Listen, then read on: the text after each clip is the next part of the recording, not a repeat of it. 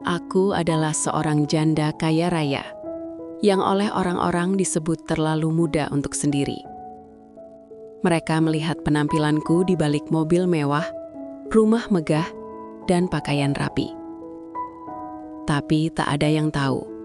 Setiap malam aku tidur di ranjang yang terasa terlalu luas dan terlalu dingin. Pagi itu, hidupku yang tertata rapi mulai retak. Sopir baruku datang dengan wajah yang pernah kukenal.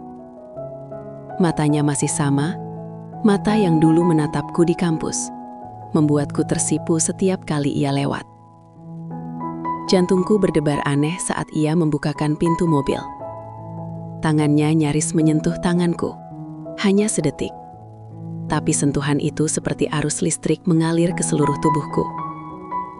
Aku buru-buru menarik tangan. Tapi wajahnya terlalu dekat. Bibirnya melengkung membentuk senyum samar. Senyum yang dulu selalu kucari. Aku menelan ludah. Semua kenangan masa lalu berloncatan begitu cepat. Tatapan panjang di perpustakaan, obrolan larut malam di kantin kampus, janji-janji yang dulu tak sempat kami wujudkan. Aku mencoba bersikap profesional, tapi setiap kali mobil bergetar di jalanan, pundak kami nyaris bersentuhan. Setiap kali aku bicara lewat telepon, aku merasa dia memperhatikan gerak bibirku di kaca spion. Semua terasa intens, penuh magnet aneh, tapi tetap tertahan oleh batas yang tak boleh kulewati. Aku tidak tahu apakah ini hanya permainan nostalgia, atau awal dari cerita baru yang lebih berbahaya daripada yang bisa kubayangkan. Kini saatnya kalian simak di Susi Story. Musik. Namaku Susi Amanda Sasmita, 33 tahun. Di luar sana, orang-orang mengenalku sebagai janda kaya raya yang selalu tampil rapi dan penuh percaya diri. Mereka melihatku di balik setelan kerja yang mahal, tas branded, mobil mewah dengan sopir pribadi, lalu mengira hidupku nyaris sempurna. Padahal, aku tahu semua ini hanyalah semacam topeng yang harus kupakai agar aku tetap bisa melangkah. Aku kehilangan suamiku, Arman, 3 tahun lalu. Sakit panjangnya menggerogoti bukan hanya tubuhnya, tapi juga keberanianku menghadapi kenyataan. Hari itu, aku belajar betapa rapuhnya hidup. Setelah pemakamannya, aku seperti berjalan di lorong kosong. Rumah yang terlalu luas, kamar tidur yang dingin, dan agenda kerja yang sengaja kupadatkan supaya aku tak perlu menghadapi sepi. Sekarang aku bekerja di sebuah perusahaan konsultan strategis. Posisiku lumayan tinggi. Aku sering memimpin rapat dan memutuskan proyek-proyek besar.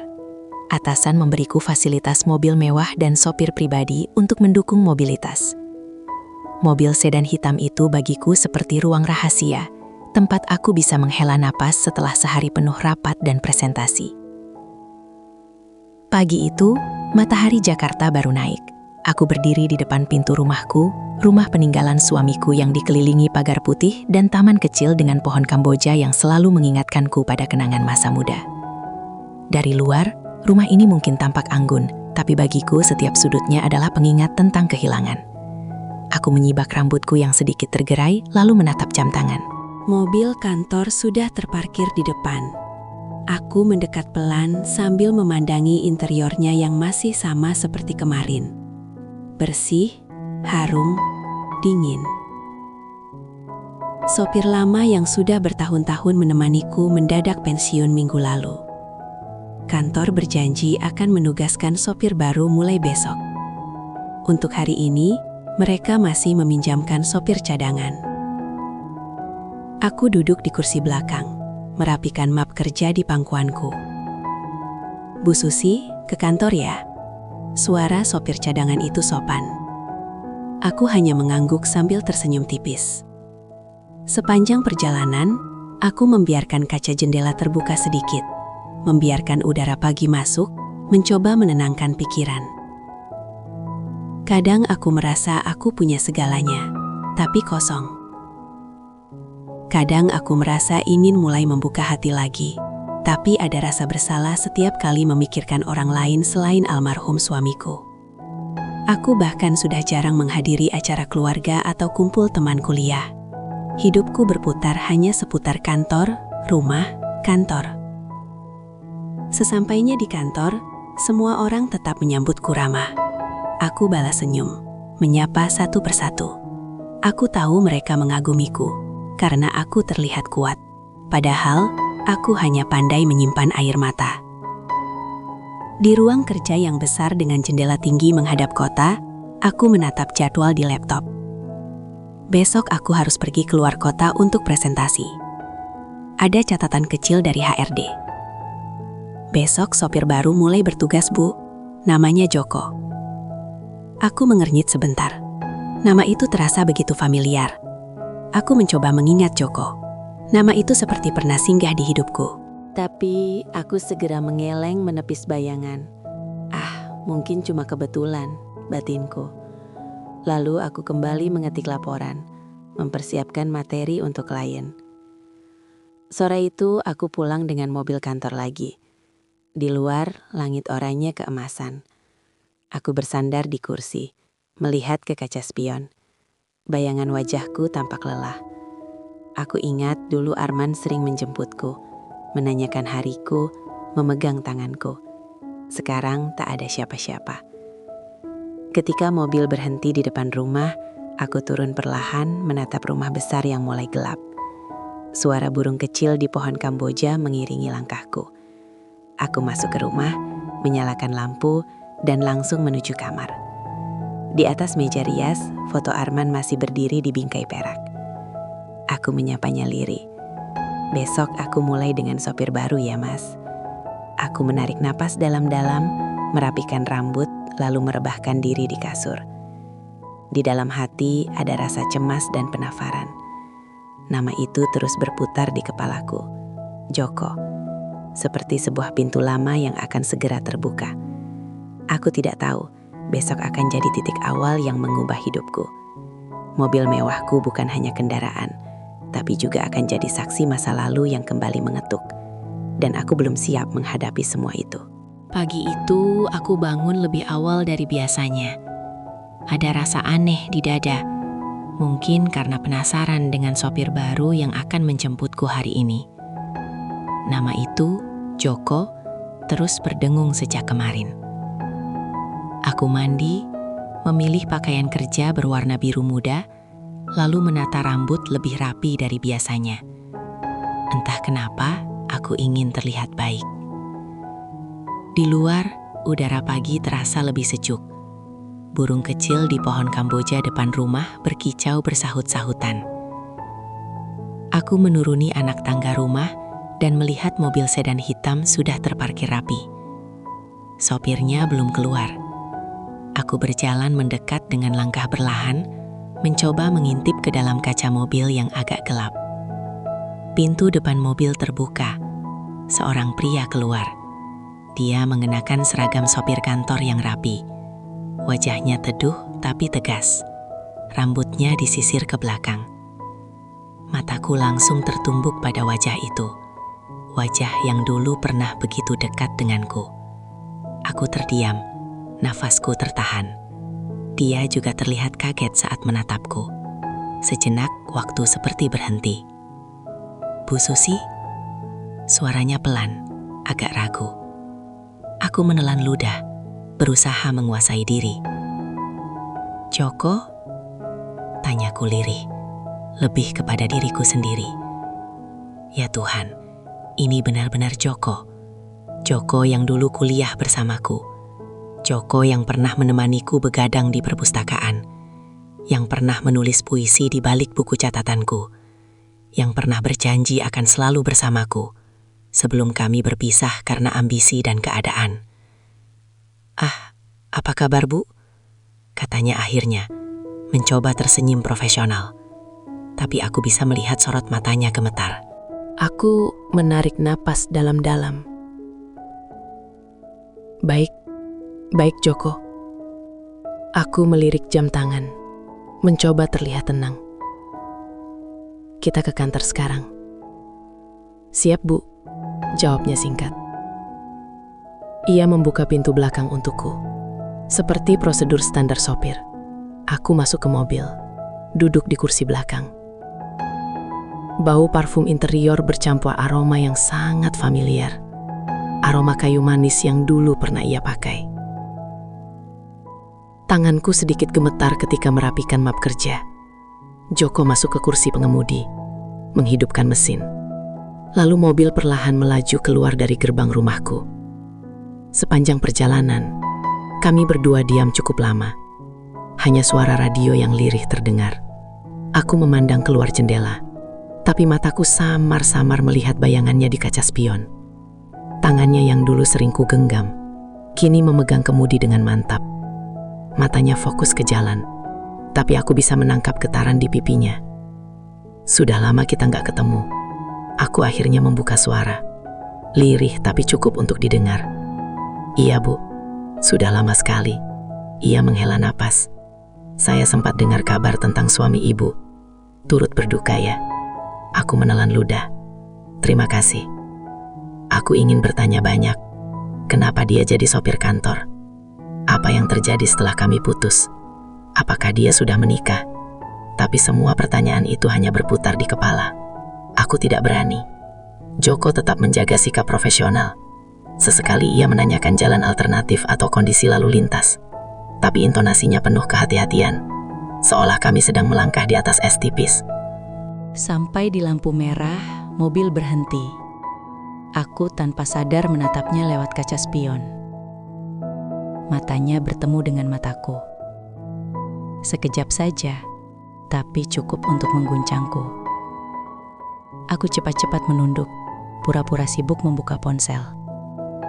Aku ingat semua kenangan lama. Saat kami kuliah, makan bakso pinggir jalan, belajar bareng, tertawa kecil. Kami pernah merencanakan masa depan bersama, tapi aku memilih fokus mengejar karir. Joko menghilang setelah lulus. Dan kini, dia kembali bukan sebagai pengusaha sukses atau teman lama, melainkan sopirku sendiri. Mobil sampai di basement kantor. Joko memarkir dengan tenang, lalu turun membukakan pintu. Aku melangkah keluar dengan hati yang terasa aneh. Terima kasih Joko, kataku datar. Sama-sama Bu, jawabnya singkat. Aku berjalan ke lift kantor dengan langkah tegap, tapi dalam hati aku bergetar. Seperti ada pintu masa lalu yang baru saja dibuka. Sepanjang hari di kantor, pikiranku tak fokus. Setiap rapat terasa seperti formalitas. Aku teringat sorot mata Joko, suara-suaranya, bahkan caranya menyebut Bu, dengan nada yang sama sekali tak asing. Sore harinya saat pulang, Joko sudah siap lagi di parkiran basement. Kali ini ia membukakan pintu mobil dengan lebih tenang. Aku masuk, duduk di kursi belakang, dan kami kembali melaju menembus kemacetan kota. Aku ingin berkata sesuatu, tapi tak sanggup. Ketika mobil berhenti di depan rumah, aku turun perlahan. Joko menatapku sekilas. Ada senyum kecil di sudut bibirnya. Sampai besok ya Bu, katanya singkat. Aku mengangguk. Iya, sampai besok. Aku masuk rumah dengan langkah berat. Di kamar, aku duduk di tepi ranjang. Hati kecilku berbisik. Takdir macam apa yang sedang terjadi? Mengapa dia kembali dalam bentuk seperti ini? Aku memandang foto Arman di meja rias, lalu memandang bayangan diriku sendiri di cermin. Ada rasa bersalah, ada rasa rindu, ada rasa bingung. Aku belum siap, tapi aku tahu hidupku baru saja berubah. Aku tak tahu apa yang akan terjadi besok, tapi aku tahu pertemuan ini bukan kebetulan. Pagi berikutnya terasa berbeda. Semalam aku hampir tidak tidur karena terus memikirkan Joko. Namanya kembali jadi mantra di kepalaku. Aku ingat masa kuliah, caranya tertawa, caranya menatapku ketika aku sedang membaca. Semua itu datang seperti gelombang yang tak terbendung. Aku bangun lebih pagi, menyapu halaman kecil di depan rumahku sambil memandangi pohon kamboja. Udara masih segar, tapi jantungku berdegup lebih cepat dari biasanya. Aku tahu Joko akan datang menjemput lagi. Jam kurang seperempat, sedan hitam itu berhenti di depan pagar. Joko turun, kali ini lebih siap. Senyumnya lebih tenang, tapi tetap ada jarak profesional. "Pagi Bu Susi," sapanya. "Pagi Joko," jawabku singkat. Di perjalanan ke kantor, kami masih banyak diam. Tapi entah mengapa, diamnya tidak sesepi kemarin. Ada semacam ruang baru yang belum berani kami buka. Aku menatap keluar jendela, melihat kota yang bergerak cepat. Joko fokus menyetir, tapi aku bisa menangkap tatapan singkatnya lewat kaca spion. Saat lampu merah di perempatan besar, tiba-tiba sebuah sepeda motor menyalip mendadak dari sisi kiri. Joko mengerem keras, membuat tubuhku sedikit terhuyung. Untung aku sempat berpegangan ke sandaran depan. "Kamu gak apa-apa, Bu?" Joko menoleh cepat, wajahnya cemas. Aku mengangguk. "Aku gak apa-apa." Motor itu melaju begitu saja, seolah tak terjadi apa-apa. Joko menarik napas panjang, lalu perlahan mengemudi lagi. Hanya kejadian kecil, tapi cukup untuk membuatku tersadar betapa rapuhnya hidup. Aku melihat Joko lewat kaca spion. Wajahnya tegang. Kedua tangannya menggenggam kemudi dengan erat. "Maaf, jalanan memang lagi padat," katanya lirih. "Tidak apa-apa Joko, kamu sudah hati-hati kok," jawabku. Sesampainya di kantor, aku turun dengan hati yang masih berdebar. Sisa kejadian tadi menempel di pikiranku.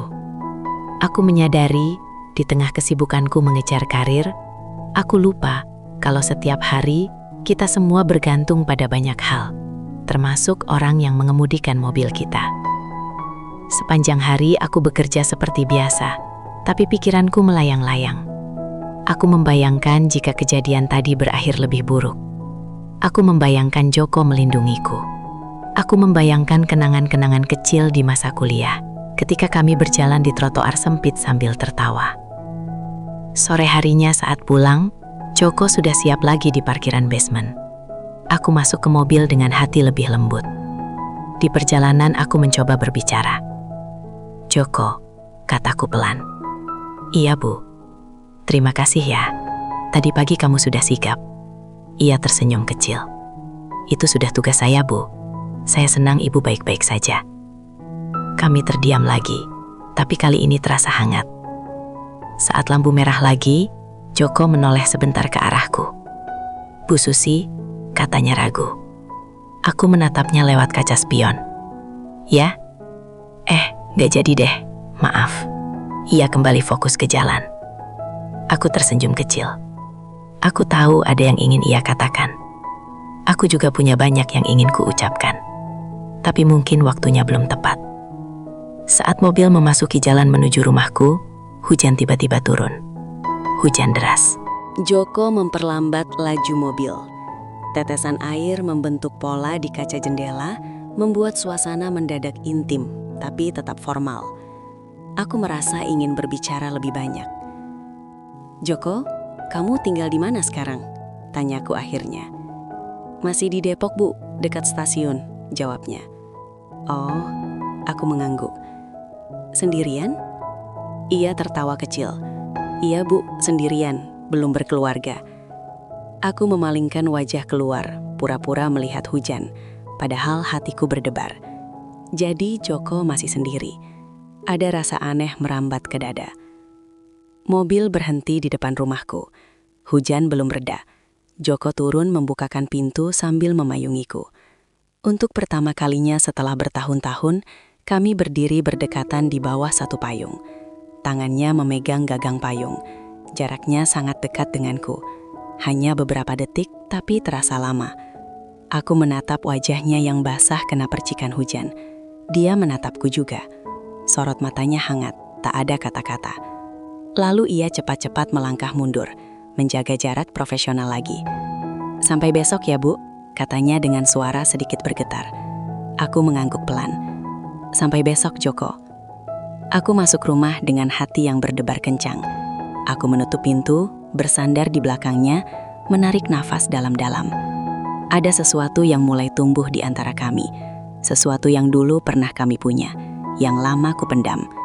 Aku tahu hari ini bukan hari biasa. Kejadian kecil di jalan dan hujan sore ini, seperti kode alam. Aku mulai menyadari bahwa pertemuanku dengan Joko bukan sekedar reuni, tapi awal dari sebuah perjalanan yang akan mengguncang hidupku. Pagi itu, aku datang ke kantor seperti biasa. Hujan semalam masih menyisakan udara yang basah. Aku melihat Joko sudah siap di depan rumahku dengan mobil yang mengilap, lebih awal dari kemarin. Ia membukakan pintu dengan senyum kecil. Aku mengangguk tanpa banyak kata, tapi kami berdua tahu, suasana sudah berbeda. Ada jarak, tapi jarak itu kini terasa hangat. Perjalanan ke kantor berjalan lancar. Kami ngobrol sedikit tentang lalu lintas, tentang jadwal kerja hari ini. Bahkan sempat tertawa kecil ketika radio memutar lagu lama yang dulu sering kami dengarkan saat kuliah. Joko sempat berkomentar lirih. "Dulu kita sering nyanyi lagu ini ya, Bu." Aku hanya tersenyum, memandang keluar jendela, supaya ia tidak melihat pipiku yang memanas. Sesampainya di kantor, aku berjalan cepat menuju ruanganku, tapi aku menangkap bisikan-bisikan kecil dari beberapa staf. Mereka memperhatikan aku dan Joko ketika kami turun dari mobil. Aku tahu, dunia kantor bisa seperti pasar gosip. Setiap hal kecil bisa jadi bahan perbincangan. Itu sopir barunya Bu Susi ganteng ya? Iya, kayaknya kenal deh sama Bu Susi. Dekat banget gitu. Aku pura-pura tak mendengar, tapi hatiku berdebar. Aku baru menyadari betapa mudahnya orang lain salah paham. Padahal hubungan kami baru sebatas atasan dan sopir. Tapi aku juga tak bisa memungkiri, ada sesuatu yang berbeda. Siang hari, aku mendapat email dari HRD. Mereka meminta aku mengisi survei tentang kinerja sopir baru. Aku mengetik jawaban jujur, disiplin, sopan, profesional. Tapi tanganku ragu menekan tombol kirim. Aku merasa seolah sedang dinilai atas pilihan hatiku sendiri. Sore harinya saat aku bersiap pulang, Joko sudah menunggu di basement. Hari ini ia terlihat lebih tenang, mengenakan seragam yang lebih rapi. Aku masuk ke mobil, duduk di kursi belakang. Mobil melaju keluar gedung kantor. Di jalan ia berkata, "Bu Susi, maaf ya kalau tadi pagi saya agak canggung. Saya cuma takut ibu jadi bahan omongan orang." Aku menoleh kaget. "Kamu tahu?" Joko tertawa kecil. "Saya juga dengar kok tadi ada yang bisik-bisik di parkiran." Aku menarik napas. Aku sebenarnya nggak peduli, tapi ya rasanya aneh juga. "Kita jaga profesionalitas aja ya, Bu. Saya nggak mau bikin ibu susah." Aku mengangguk. "Iya Joko, terima kasih." Setelah itu kami diam cukup lama, tapi diamnya kali ini seperti semacam janji tak terucap. Kami akan berhati-hati, tapi kami juga tidak akan membohongi diri sendiri. Mobil terus melaju melewati jalan protokol yang macet. Lampu-lampu kota mulai menyala, menciptakan pantulan di kaca jendela. Aku memandang Joko lewat kaca spion. Ia tetap fokus ke jalan, tapi aku bisa melihat sorot matanya yang penuh tekad. Tiba-tiba ponselku berdering. Sebuah pesan WhatsApp dari temanku semasa kuliah. "Sus, aku lihat di IG story orang kantor kamu, sopir barumu itu Joko kan? Joko yang dulu pacarmu?" Aku tertegun. Dunia ini sempit sekali. Rupanya gosip sudah sampai keluar kantor. Aku mengetik balasan singkat. "Iya, itu Joko." Lalu menutup ponsel. Aku menyandarkan kepala ke jendela, menarik nafas panjang. Rasanya seperti dikejar masa lalu. Aku pernah berusaha menguburnya dalam-dalam, tapi sekarang semua orang tahu. Sesampainya di depan rumah, Joko turun membukakan pintu. Hujan sudah reda, hanya menyisakan bau tanah yang segar. Saat aku berdiri di sampingnya, kami sempat saling pandang. Untuk sesaat, aku merasa ingin berkata sesuatu, tapi tak jadi. Saya pulang dulu, Bu," katanya lirih. Aku tersenyum kecil. "Iya, hati-hati di jalan, Joko." Aku masuk ke rumah dengan perasaan campur aduk. Aku menyalakan lampu ruang tamu, duduk di sofa, dan memandang foto-foto lama di dinding. Di situ ada foto Arman, ada foto keluarga, dan di salah satu laci tersembunyi ada album foto kuliah. Foto-foto saat aku dan Joko masih bersama.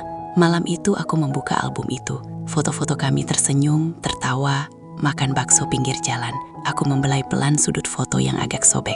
Hatiku panas dingin. Aku tahu aku sedang berdiri di perempatan jalan. Masa lalu, masa kini, dan masa depan. Aku belum tahu bagaimana menghadapi ini semua. Tapi aku tahu, gosip dan pandangan orang luar hanya akan makin tajam. Dan entah siap atau tidak, aku harus memutuskan arah yang akan kutempuh. Sudah beberapa hari aku merasa atmosfer kantor berubah. Setiap kali aku melintas di lorong, ada mata-mata yang diam-diam mengikuti. Setiap kali aku turun ke basement, aku merasa ada kamera ponsel yang diam-diam mengintai. Gosip soal aku dan Joko rupanya makin liar. Pagi ini aku mendapat panggilan dari divisi HRD. Bu Susi, kami mendapat laporan bahwa hubungan pribadi ibu dengan sopir kantor berpotensi mengganggu citra perusahaan. Begitu kata email resmi yang terlampir. Rasanya seperti petir menyambar. Hubungan pribadi, padahal kami belum melakukan apa-apa. Aku duduk di meja kerjaku sambil memegang ponsel. Tangan terasa dingin. Aku menoleh keluar jendela kantor, menatap langit yang mendung. Dalam hati aku bergumam, kenapa dunia begitu cepat menghakimi? Siang itu aku memanggil Joko lewat pesan singkat. Joko, nanti kita bicara sebentar ya setelah pulang kantor. Ia menjawab singkat, siap Bu. Sepanjang sore aku hampir tidak bisa fokus. Aku membayangkan semua skenario buruk. Aku dipanggil direksi, Joko dipecat, atau bahkan reputasiku di luar kantor runtuh. Aku menarik napas panjang, mencoba menenangkan diri. Sore pun tiba. Aku turun ke basement. Joko sudah menunggu di depan mobil seperti biasa. Wajahnya terlihat cemas, seolah ia juga mendengar kabar gosip itu. Aku masuk ke mobil, duduk di kursi belakang. Mobil melaju perlahan keluar gedung. Di jalan, aku berkata pelan, Joko, kita harus hati-hati. Aku baru dapat email dari HRD. Ia menatapku lewat kaca spion. Saya juga dengar, Bu. Saya minta maaf kalau keberadaan saya bikin Ibu susah. Aku menahan napas. Ini bukan salah kamu. Ini cuma orang-orang aja yang suka berprasangka. Mobil terus melaju. Lampu kota sudah mulai menyala. Aku merasa ingin jujur. Joko, sebenarnya aku masih ingat semuanya. Masa kuliah kita, caramu tertawa. Tapi hidupku berubah drastis setelah Arman. Aku berhenti. Suaraku tercekat. Joko tetap fokus ke jalan. Saya juga ingat, Bu. Saya nggak pernah lupa. Tapi saya juga tahu posisi saya sekarang. Saya sopir kantor. Dan ibu atasan. Kita harus jaga jarak. Kata-kata itu seperti menusuk, tapi sekaligus melegakan. Aku menyandarkan kepala ke jendela, membiarkan suara mesin mobil menjadi latar pikiranku. Ketika mobil berhenti di lampu merah yang panjang, tiba-tiba Joko mematikan radio. Suasana jadi hening. Ia menoleh sedikit ke arahku, hanya sebentar. Bu Susi, saya janji saya akan tetap profesional. Tapi kalaupun dunia menghakimi kita, saya nggak akan lari. Aku menoleh pelan, menatapnya lewat kaca spion. Ada tekad di matanya. Aku hampir menangis. Tapi aku tahan. Terima kasih, Joko. Hujan kembali turun deras. Joko menyalakan wiper. Mobil bergerak pelan menembus kabut air. Semua terasa lambat. Seolah waktu melar. Aku merasa berada di tengah badai.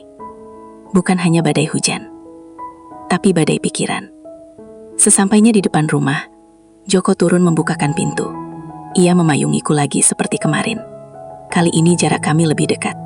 Tangan kami hampir bersentuhan di bawah payung. Aku bisa merasakan hawa hangatnya, meski udara dingin. Aku menatap wajahnya. Joko, kamu gak harus ikut terjebak masalah ini, kataku lirih. Dia menggeleng. Kalau ibu kena gosip, saya juga kena gosip. Kita sama-sama hadapi. Aku tersenyum kecil di bawah payung itu. Ada rasa lega bercampur gentar. Joko bukan hanya sopir, dia teman lama, dan mungkin orang yang masih peduli padaku lebih dari siapapun. Aku masuk rumah dengan langkah berat, tapi hati sedikit lebih ringan. Aku duduk di ruang tamu, memandangi jendela yang basah hujan. Di kepalaku suara Joko terus terngiang. Saya nggak akan lari. Aku tahu badai ini baru mulai. Tapi di tengah badai itu ada seseorang yang mau berdiri bersamaku. Dan itu membuatku berani menatap hari esok. Aku duduk di ruang kerja pagi itu dengan tangan bertaut di meja. Email dari HRD kemarin masih terbayang-bayang. Gosip makin liar. Grup WhatsApp kantor diam-diam menyebarkan foto aku dan Joko saat turun dari mobil. Bahkan ada yang memberi judul lucu-lucuan. Rasanya memalukan. Tapi aku tahu, aku tidak boleh menyerah pada tekanan. Aku menutup laptop, menatap pantulan wajahku di layar yang gelap. Aku harus menentukan arah, bisikku pada diri sendiri. Aku tidak bisa hanya berdiam dan membiarkan opini orang lain menentukan hidupku. Hari itu aku memutuskan, aku akan tetap profesional, menjaga reputasi, tapi juga tak akan mengingkari perasaan sendiri.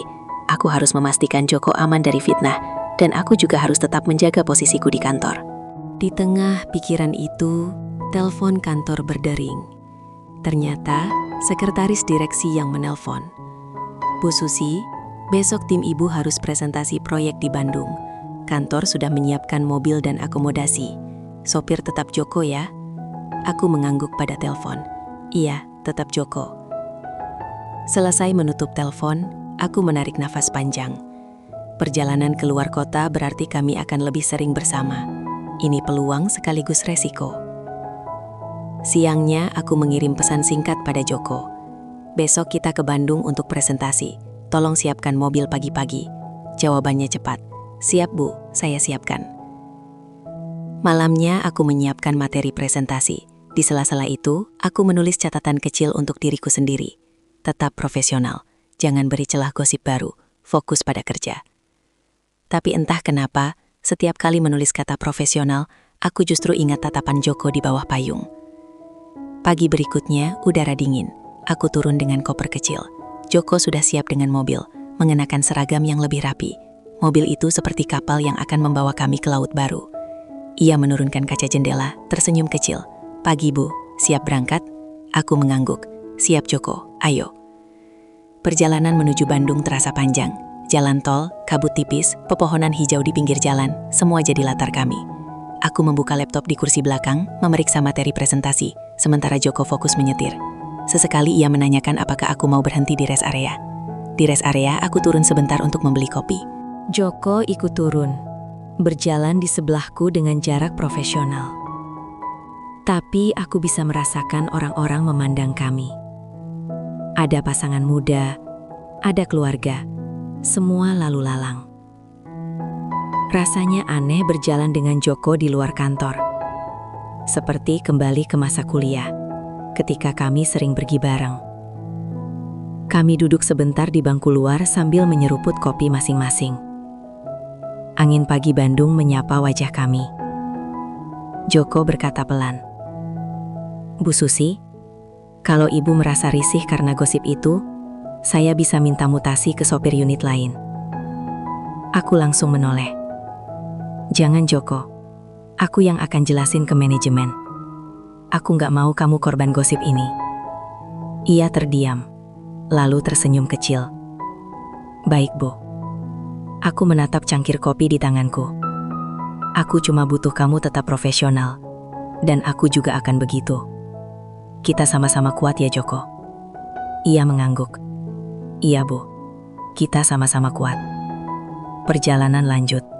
Sepanjang tol menuju Bandung, kami mulai ngobrol ringan tentang masa kuliah. Tentang dosen favorit kami dulu, tentang warung bakso di dekat kampus. Kami tertawa kecil. Bahkan aku sempat lupa sedang berada di tengah gosip kantor. Sesampainya di Bandung, kami langsung menuju hotel tempat timku menginap. Aku turun dari mobil. Joko membawakan koperku sampai lobi, lalu kembali ke parkiran. Aku memandangnya sejenak. Ingin berkata sesuatu, tapi tak jadi. Di kamar hotel, aku duduk di tepi ranjang memandangi kota Bandung dari jendela tinggi.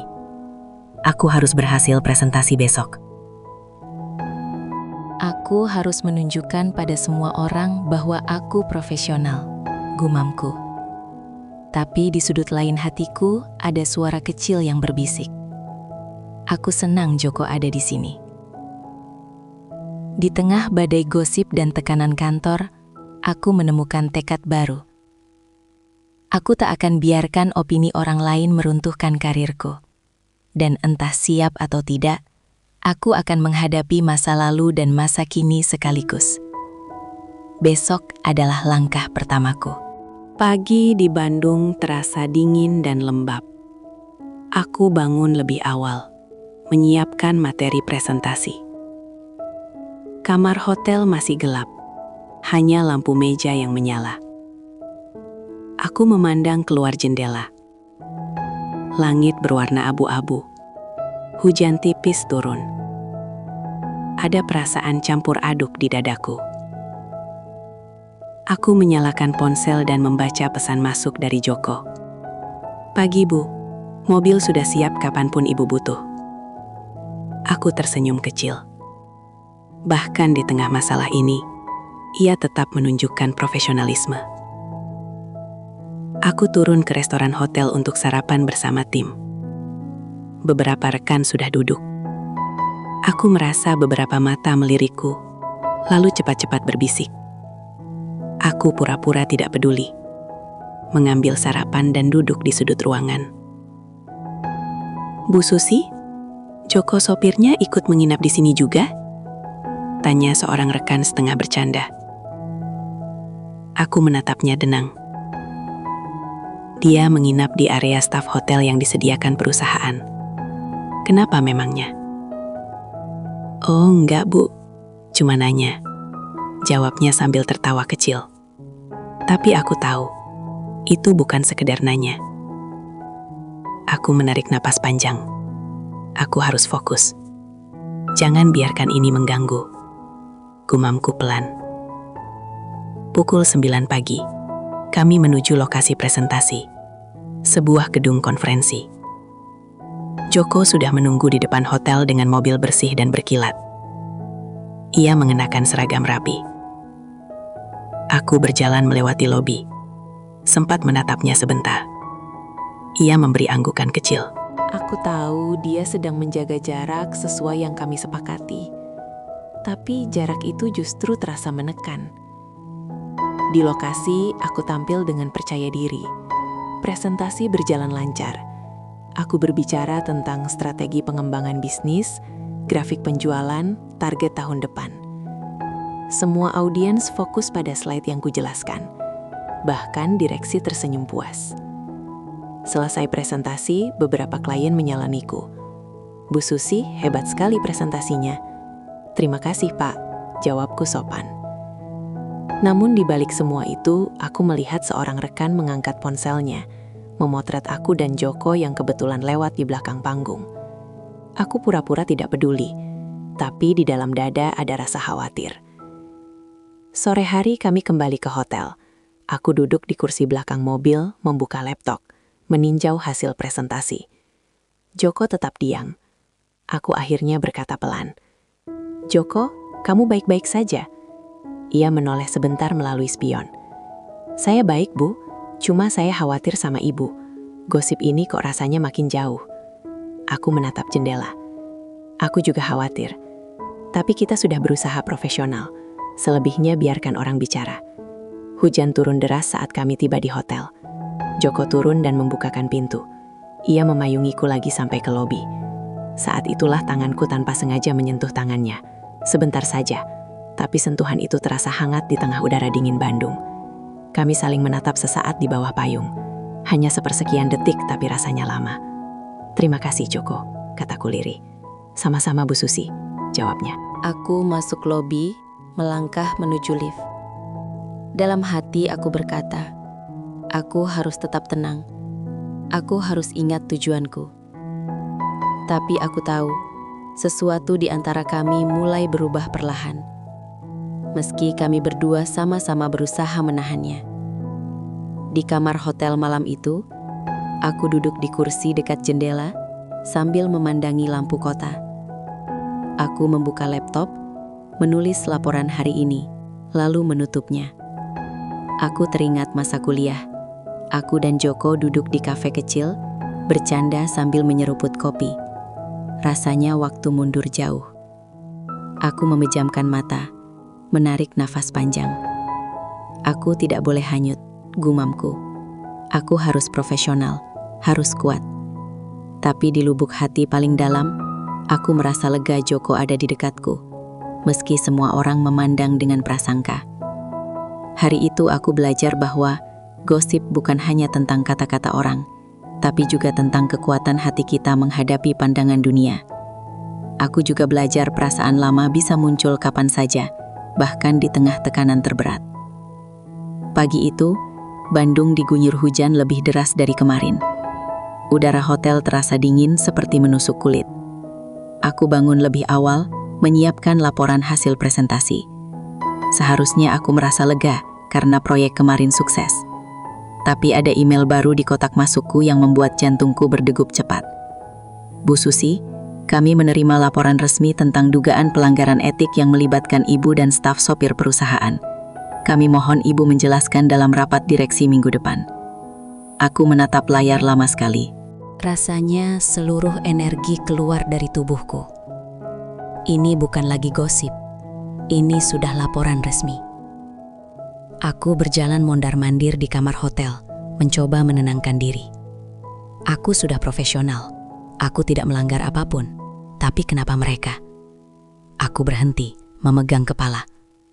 Aku harus segera bicara dengan Joko sebelum berita ini sampai padanya. Aku mengirim pesan. Joko, bisa ketemu sebentar di lobi hotel setelah sarapan? Dia membalas cepat. Baik, Bu. Aku turun ke restoran.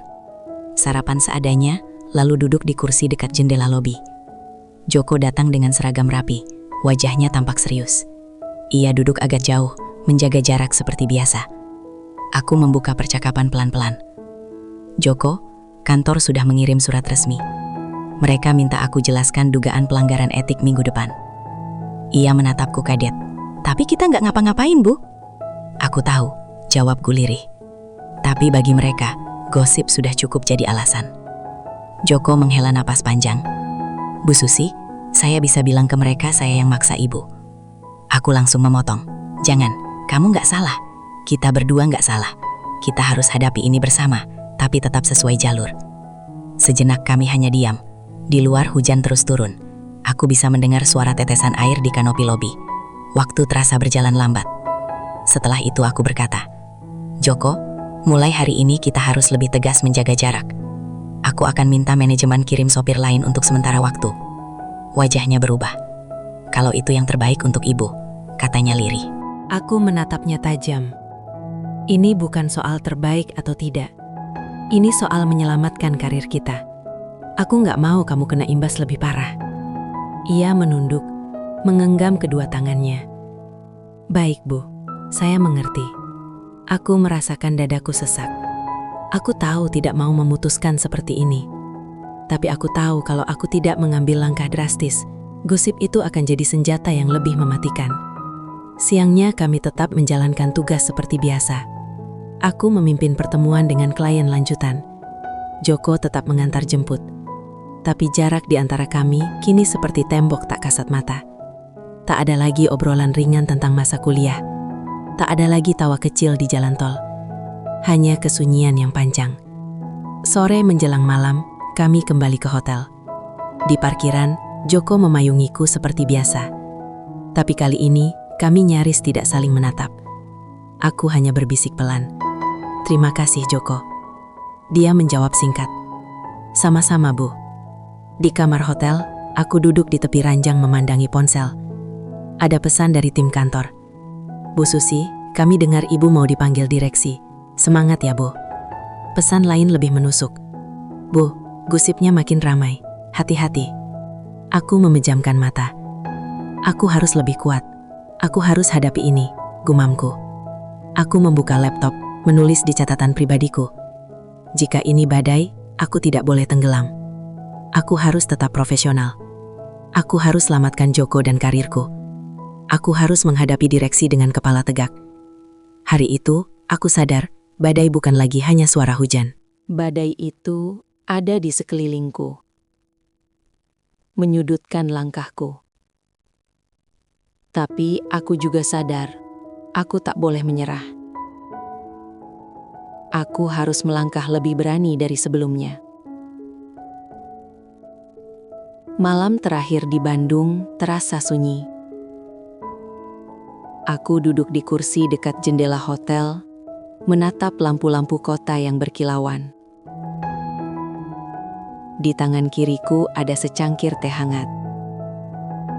Di tangan kanan, sebuah catatan kecil berisi poin-poin pembelaan untuk rapat direksi. Aku menulis dengan saksama, mengulang-ulang kalimat, supaya nanti aku tidak goyah. Aku menyalakan ponsel. Ada pesan dari sekretaris direksi.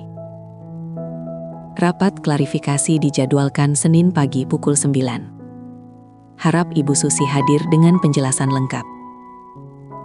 Aku menarik napas panjang. Ini dia. Ini momen penentuan, gumamku. Lalu aku membuka pesan terakhir Joko. Bu, mobil besok akan pulang ke Jakarta lebih dulu. Saya diminta kantor antar dokumen ke pusat. Jadi ibu nanti pulang naik travel. Aku membaca pesan itu 2 kali. Rasanya seperti ada lubang kecil di dada. Aku membalas cepat. Baik Joko, hati-hati di jalan. Balasannya singkat. Siap Bu, semoga semuanya lancar. Aku menyandarkan kepala ke jendela. Sejak kami memutuskan jaga jarak, semua terasa dingin. Bahkan pesan singkat kami kini kaku seperti memo kantor. Keesokan paginya aku bangun lebih awal, bersiap untuk pulang ke Jakarta sendirian. Setelah check out hotel, aku turun ke lobi. Joko sudah di depan, siap dengan mobil untuk mengantar dokumen ke kantor pusat. Dia berdiri tegak di sisi mobil. Wajahnya profesional seperti tak ada apa-apa. Aku mendekat. Joko, kataku pelan. Iya Bu, jaga diri baik-baik ya. Dia mengangguk. Ibu juga, semoga rapat nanti lancar. Kami hanya saling menatap sebentar. Tak ada payung bersama hari ini, karena hujan sudah berhenti.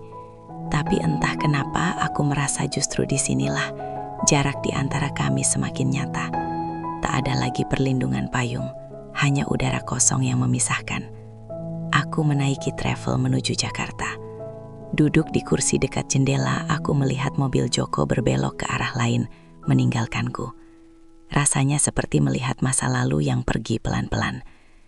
Di jalan tol, aku membuka catatan pembelaan. Aku latihan sendiri dalam hati. Yang terhormat direksi, saya tidak melanggar etik. Hubungan saya dengan staf sopir adalah hubungan profesional. Aku berhenti, suaraku tercekat. Aku tahu kata-kata ini penting, tapi di baliknya ada kenyataan. Aku memang masih punya perasaan pada Joko. Aku menutup mata, memejamkan napas. Aku harus kuat, aku harus fokus, gumamku. Setiba di Jakarta malam hari, aku langsung menuju rumah. Rumah besar itu terasa lebih sepi dari biasanya. Aku meletakkan koper, duduk di sofa ruang tamu, dan menyalakan lampu temaram. Bayangan-bayangan masa lalu berkelebat di benakku. Aku dan Joko kuliah bareng. Aku dan Joko di bawah payung Bandung. Aku dan Joko yang menjaga jarak demi menyelamatkan karir. Aku mengambil foto kecil suamiku yang sudah meninggal dari meja. Aku harus belajar dari keteguhanmu, Mas. Aku harus kuat seperti dulu waktu kita menghadapi badai sakitmu. Bisikku pada foto itu. Malam itu aku tak banyak tidur. Aku menyiapkan segala dokumen dan data untuk pembelaan. Aku menulis ulang slide presentasi untuk meyakinkan direksi bahwa aku layak dipertahankan. Aku menulis juga surat pribadi kepada ARD berisi kronologi hubungan profesional dengan Joko. Ketika jam menunjukkan pukul 3 dini hari, aku berhenti menetik. Aku berdiri di depan jendela besar rumahku.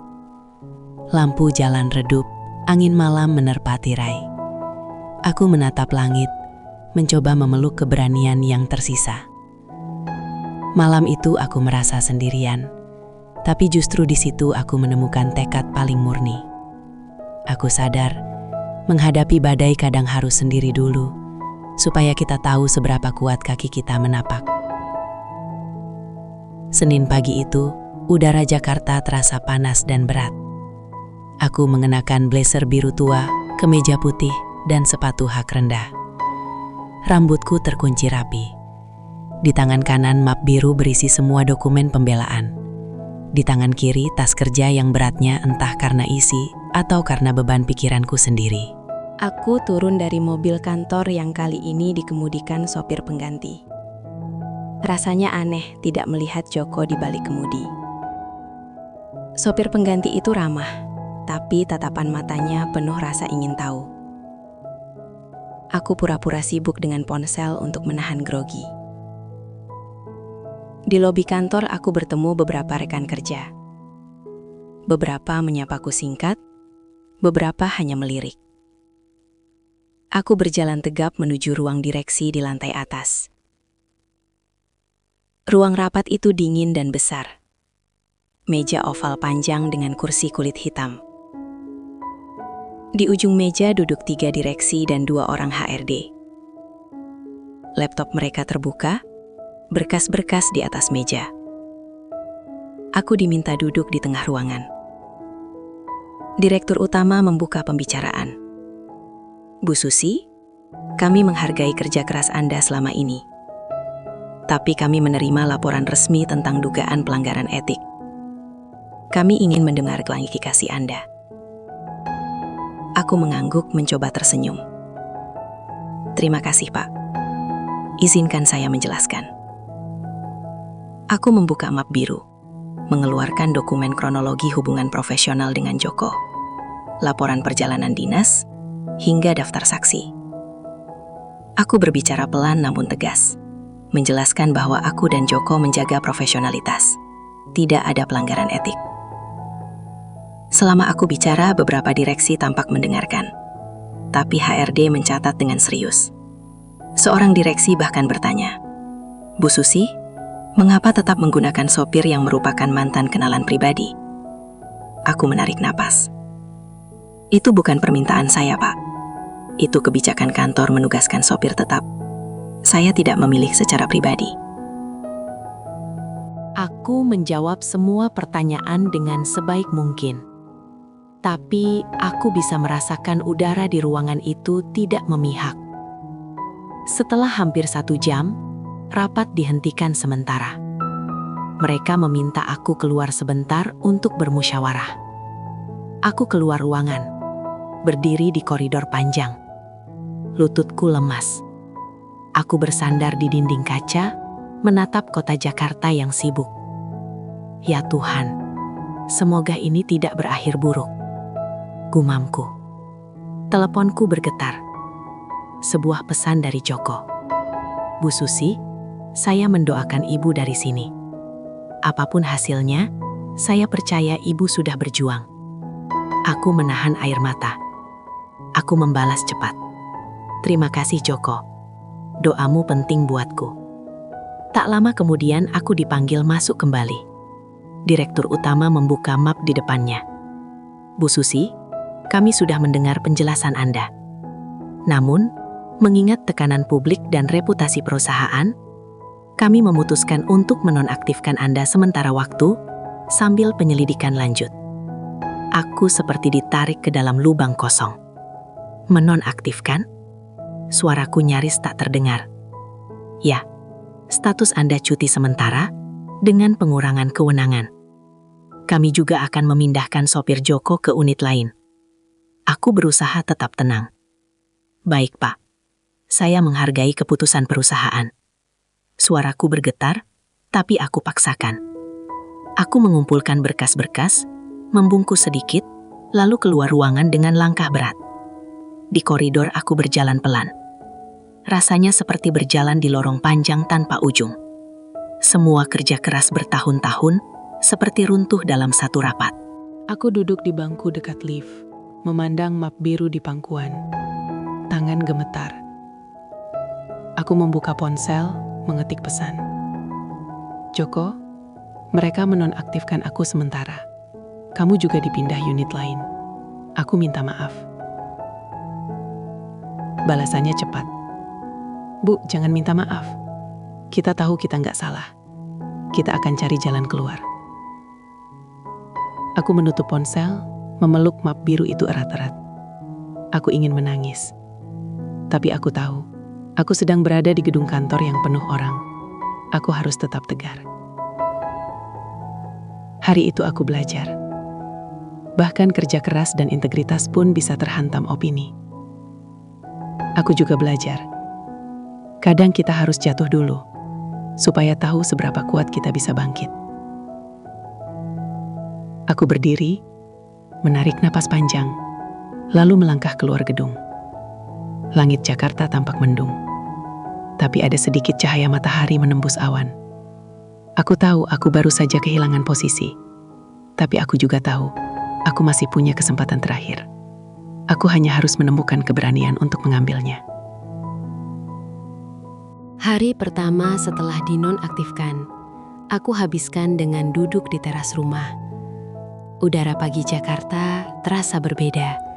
Tidak ada rutinitas kantor, tidak ada deru mobil kantor di depan rumah. Tidak ada suara Joko mengucap, "Pagi Bu Susi." Rasanya hampa. Aku menyeduh teh hangat, menatap taman kecil yang basah oleh embun. Di situ aku memikirkan ulang semua kejadian. Gosip kantor, perjalanan ke Bandung, rapat direksi, dan akhirnya keputusan menonaktifkan aku. Semuanya terasa seperti film yang diputar mundur. Tiba-tiba ponselku bergetar. Pesan dari Joko. "Bu Susi, saya dipindahkan ke unit logistik, tidak lagi jadi sopir. Tapi saya nggak apa-apa, saya yakin ibu bisa bangkit. Jangan menyerah." Aku tersenyum getir. Di tengah semua yang terjadi, Joko tetap mengirim semangat. Aku membalas, "Terima kasih Joko, aku butuh waktu, tapi aku nggak akan menyerah." Hari itu aku mengambil keputusan. Aku tidak akan pasrah. Aku harus mencari bukti dan saksi untuk membersihkan namaku. Aku juga harus menunjukkan pada direksi bahwa keputusan mereka salah. Aku tahu ini bukan hanya soal karir, tapi soal harga diriku sebagai perempuan yang berusaha profesional. Aku membuka laptop, mulai menulis rencana. Aku menghubungi beberapa rekan kerja yang masih percaya padaku, meminta kesaksian tentang profesionalitasku selama ini. Aku mencari rekam jejak email, surat tugas, catatan perjalanan dinas, bahkan CCTV kantor. Semua kutulis rapi sebagai kronologi.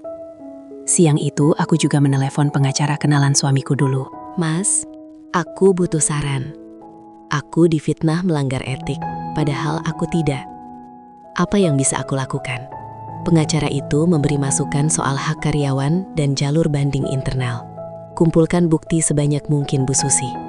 Kalau perlu, minta tim audit internal meninjau." Setelah telepon itu, semangatku tumbuh. Aku bisa melawan. Aku punya jalan. Gumamku. Sore harinya Joko datang ke rumah. Bukan sebagai sopir, tapi sebagai teman lama. Datang dengan motor lamanya, mengenakan jaket sederhana. "Bu Susi, saya cuma mau memastikan ibu baik-baik saja," katanya ketika aku membukakan pintu. Aku mengajaknya duduk di teras. Mata kami bertemu untuk pertama kalinya setelah rapat direksi. Ada jarak, tapi juga ada kehangatan. "Aku baik-baik saja, Joko. Aku lagi nyusun strategi banding. Aku nggak mau menyerah," kataku tegas. Dia tersenyum tipis. "Itu Bu Susi yang saya kenal. Kami duduk lama, hanya berbicara tentang hal-hal sederhana. Kondisi kantor, cerita masa lalu, bahkan tanaman di taman kecilku. Angin sore membawa aroma tanah basah. Ada momen hening yang justru terasa menenangkan. Aku berkata pelan, "Joko, apa kamu menyesal kembali ke hidupku?" Ia menatapku. "Tidak, Bu. Saya malah bersyukur bisa bantu ibu. Meski akhirnya begini, saya akan dukung ibu sampai kapanpun. Asal ibu juga yakin sama diri sendiri." Aku hampir menitikkan air mata. Kata-katanya seperti tiang penyangga di tengah badai. Aku mengangguk. Aku yakin. Aku harus yakin. Ketika senja datang, Joko pamit. Kami berdiri di depan pintu. Tangan kami bersentuhan sebentar saat aku menyerahkan map berisi kronologi yang akan aku kirim ke HRD. Sentuhan itu sederhana, tapi seolah mengalirkan kekuatan. Sore itu aku sadar, bangkit dari keterpurukan bukan hanya soal kerja keras. Bangkit juga soal keberanian mengakui kelemahan dan menerima bantuan orang yang tulus. Malamnya aku duduk lagi di depan laptop. Aku menyusun surat resmi banding, mengirim email ke HRD dengan semua bukti. Aku menutup laptop lalu menatap foto suamiku lagi. Mas, aku belajar berdiri sendiri. Doakan aku ya, bisikku. Aku menutup mata, menarik napas panjang. Untuk pertama kalinya sejak rapat direksi, aku merasa punya arah. Aku tahu jalan ini berat, tapi aku juga tahu aku sedang melangkah ke depan.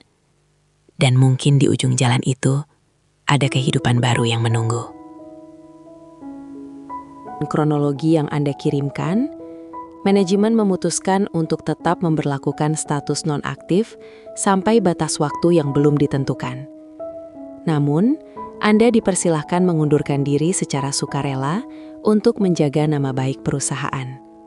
Aku membaca berulang kali, jantungku seperti ditarik turun. Semua usaha, semua bukti, semua keringat yang kutuangkan terasa tidak berarti. Bahkan mereka menawarkan pengunduran diri seolah aku yang salah. Aku berdiri dari kursi, berjalan pelan ke teras. Udara siang itu panas. Langit biru tanpa awan. Aku menatap pohon kamboja di depan rumah yang bunganya jatuh satu persatu. Aku mengambil napas panjang, lalu menghembuskan dengan gemetar. Aku sudah berjuang, tapi kenapa tetap begini? Ponselku bergetar. Joko menelpon. Bu Susi, saya baru dapat kabar. Mereka menolak banding ibu ya. Aku terdiam sejenak sebelum menjawab. Iya Joko, mereka menolaknya. Mereka menyarankan aku mengundurkan diri. Rasanya seperti semua pintu tertutup. Suara Joko pelan namun tegas. Jangan menyerah dulu. Kalau perlu kita buka pintu baru. Kita mulai sesuatu dari awal. Kita berdua. Aku terdiam mendengar kalimat itu. Ada kehangatan sekaligus ketakutan. Mulai sesuatu dari awal, tanyaku. Iya, jawabnya. Kalau mereka nggak menghargai integritas ibu, berarti ibu nggak salah. Kita bisa bikin langkah baru. Usaha baru, hidup baru, saya akan dukung. Kalimat Joko mengendap dalam hatiku. Selama ini, aku berjuang mempertahankan pekerjaan yang jelas-jelas sudah memojokkan aku. Mungkin, pikirku, aku harus berhenti berpegangan pada sesuatu yang sudah tak lagi menghargai keberadaanku. Malamnya, aku duduk di ruang kerja kecil di rumahku. Lampu meja menyala redup. Di meja itu ada surat tawaran pengunduran diri yang mereka kirimkan via email, sudah kucetak. Di sampingnya ada foto suamiku, juga foto masa kuliahku bersama Joko, yang dulu pernah kusimpan di laci. Aku menyentuh kedua foto itu. Mas, aku sudah mencoba. Aku sudah berjuang. Sekarang aku harus pilih jalan lain. Gumamku. Aku mengambil pulpen, menulis konsep surat pengunduran diri. Tangan ini gemetar, air mata menetes di atas kertas. Aku berhenti menulis, menarik napas panjang. Apa benar ini satu-satunya jalan? Aku membuka ponsel, mengirim pesan pada Joko. Joko, mereka tidak memberi pilihan lain. Aku harus putuskan besok. Aku takut. Ia membalas, aku akan datang besok. Kita bicara baik-baik, jangan ambil keputusan sekarang. Aku meletakkan ponsel lalu merebahkan kepala di meja. Malam itu panjang. Aku menatap jendela, melihat langit gelap bertabur bintang. Di hati kecilku masih ada harapan kecil. Tapi aku tahu, besok akan jadi hari penentuan terbesar dalam hidupku. Untuk pertama kalinya, aku benar-benar berada di persimpangan. mempertahankan harga diri atau bertahan dalam situasi yang menelanku perlahan. Aku tahu, pilihan terakhir ini akan menentukan masa depan hidupku dan juga Joko.